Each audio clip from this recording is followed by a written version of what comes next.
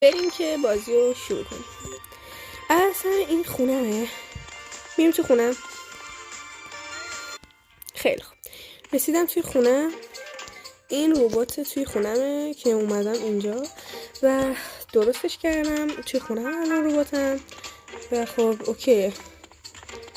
دومین چیز اینجا آشپزخونه‌مه، فقط آشپزخونه رو دیزاین کردم. پول دارم و حوصله ندارم هم چیزی بخرم، پس خونم رو فعلا بهتون نشون میدم. اونجا همه اتاق شبیه هم دیگه، یعنی فرقی با هم دیگه نمی‌کنن.